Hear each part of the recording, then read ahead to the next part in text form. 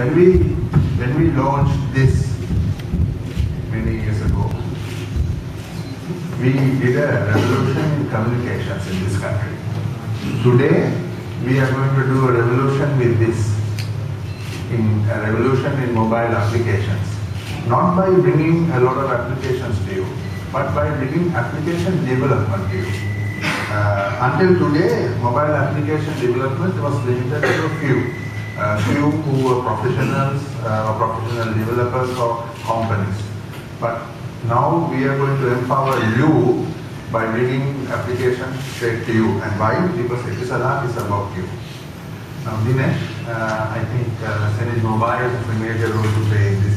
Can you what we are doing today with Etisalat is that we are pioneering a platform, a mobile development platform that will allow from very simple application to very complex application development, from amateurs to very professionals, to have a very simple playing field where you will be able to build next generation of applications.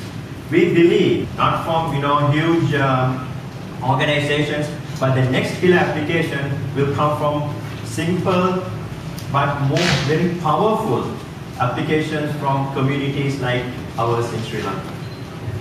Yes, and it is a revolution because again, we are empowering you for the first time in this country, in Sri Lanka, to get into mobile application development by bringing those capabilities to your doorstep.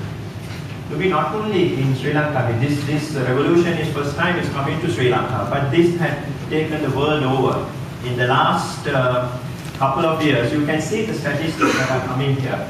There are more than 4.5 billion application downloads, and there's a total revenue in 2010 was almost $7 billion. This is according to Gartner. What Gartner is saying in 2013, this will have to go into 21 billion downloads, and there will be more than $30 billion of revenue. Yeah, you heard that from Osama that there was 28 applications from Sri Lanka. We believe that with this revolution, not 28, next year we would have 2,800 or more. And then with that, our aim is by 2030 to ensure that we Sri Lankans get a good part of this 30 billion. Do you know that in the last couple of years, that the cinema box office revenue, the video gaming software revenue, and even the global music downloads have been overshadowed by the mobile application. Mobile applications are even higher than each of these areas. Dinesh, how easy is it for anyone to get into application? I think that's the key here. I think that's why we really want to talk to you here, because it's a very simple 5-step process. You download the toolkit, you develop your applications, you go download the simulators. This is very key here, because the simulators are the simulators that will simulate the mobile network.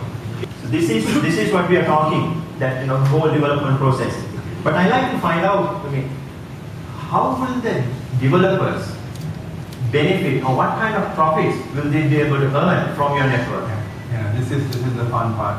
I think to encourage and to ensure that development actually gets off in this country, we will actually give 70% of the revenues that we will earn by when our customers use these applications back to the developers. I think that's very generous.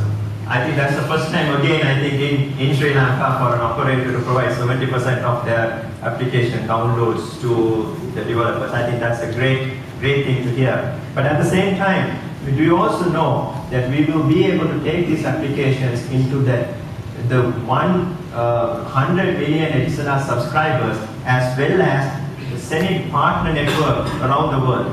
So the opportunity for our application developers is not only local, it's global. We will bring you to our platform, we will help you to build these applications, and then we will take you globally.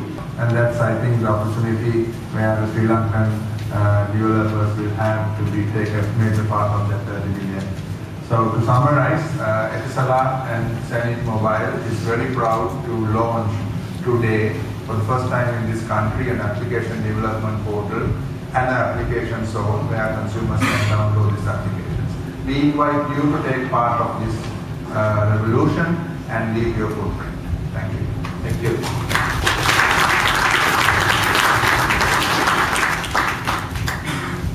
For the kind invitation, and thank you very much for the kind invitation to participate in this fabulous conference.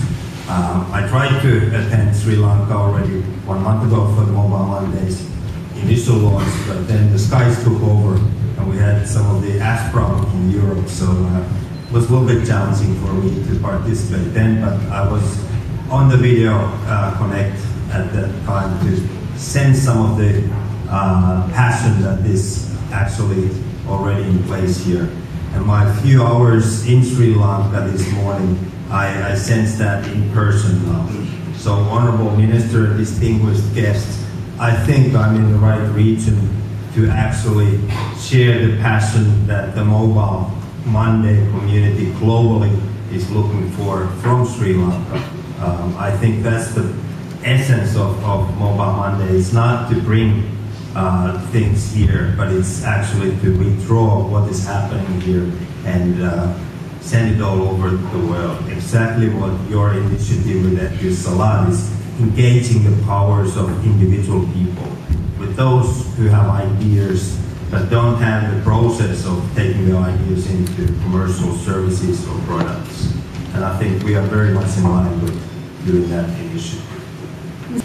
So I will try to share with you some of the trends that we are going through in our industry, some of the fundamental influences that are actually powering this change. And I think that's all in line with what you are trying to achieve here, taking the leadership in the region and empowering the individuals here in Sri Lanka to use the mobility as the tool. Mobile Monday is, of course, the community of individual people that are gathering together on a monthly basis around the world. And I think we are a very prime example of the fundamental change that has happened within the last 10 years that I will describe a little bit more in detail. The fun thing for me and Dr. Madan Rao here was last year that we actually were presented the World Brand Leadership Award.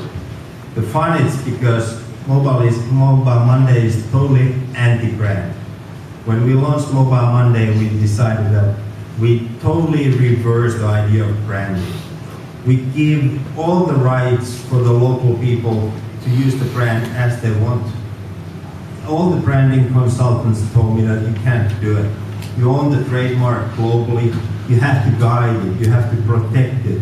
You have to have a brand book how to use your brand. And I said, that's totally impossible in the future. Let's try a different way. Let's engage the local people to use the brand as they want it. And funny enough, 10 years after that, we were branded as the world's leader in branding.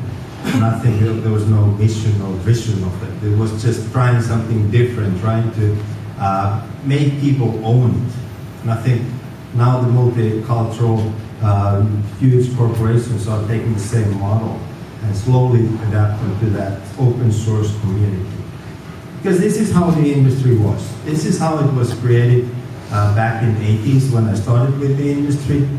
It was dominated by the known players. It was dominated by the Nokias, the Ericssons that were discussing with the operators of the standards, of the international roaming capabilities, to cope with the enormous growth. We are $1 trillion industry today, only to join a few other industries like car manufacturing, food, and construction industries. $1 trillion industry. It could not have been possible without the standards, without creating something to cope with the growth on a global level. But it's not the way for the future. Today we are in the situation where we have created a web of wireless confusion. The unknown players are entering the market. When this industry is so huge, The investments are pouring in, and the new ideas are coming from outside of the